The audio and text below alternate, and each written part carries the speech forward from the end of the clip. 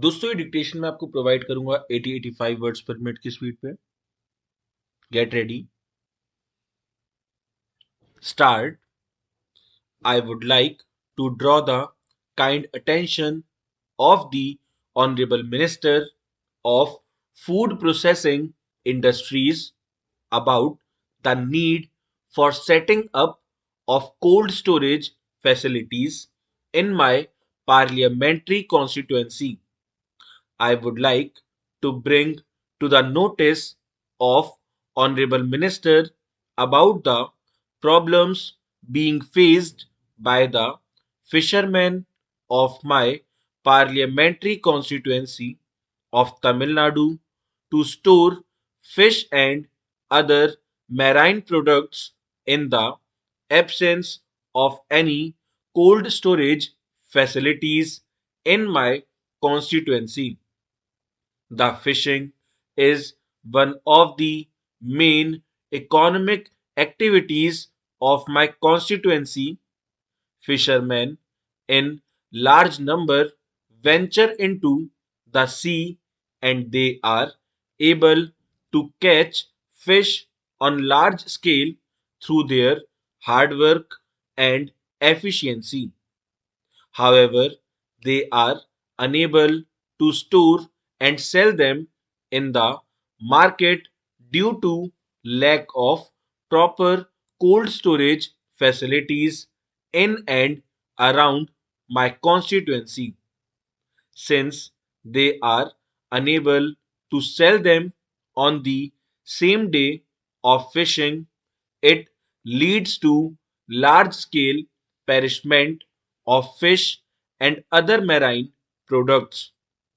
This, in turn, affects the income profile of the fishermen of my constituency.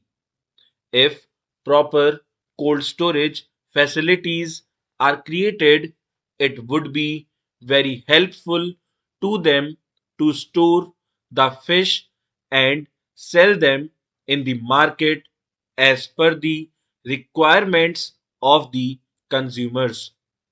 This will also help in boosting the economy of my constituency to some extent. Hence, I urge upon the union government to set up cold storage facilities in my constituency, particularly for storage of fish and other marine products. I request for immediate intervention of government for speedy completion of laying of Sabrimala railway line in Kerala. The completion of laying of this railway line could bring the hilly backward regions under rail connectivity and infrastructure development. Moreover, millions of Sabrimala pilgrims will be benefited with this line. Even though the laying of the line was proposed long back, the work on this line has not attained much progress. It is a matter of concern that budget allocation for this line is reducing every year. Since long time, the landowners in Ernakulam district have been waiting for compensation against their acquired land. It requires about rupees 153 crore for compensation to landowners in the first phase. The current estimated cost of the project is rupees 1560 crore and the railways have proposed that the state government should bear 50% of the cost. But the state government is not in a position to bear 50% share of the project. I humbly request the government to take immediate measures to speed up the works and complete the project without further delay. The Civil Services Preliminary Examination is conducted every year. A record number of 4.5 lakh candidates apply for this examination. The Indian civil service serves as the backbone of India and carries great respect and responsibilities. India's best brains aspire for entry into the Indian civil services as officers. Even though corporate jobs may offer the best of salaries and perks, a majority of youngsters and their parents still crave for entry to the prestigious Indian civil services held by the Union Public Service Commission. The very fact that a big share of every year's top posts in the civil services examination are bagged by professionals from various streams shows that the IAS is still the dream job for many.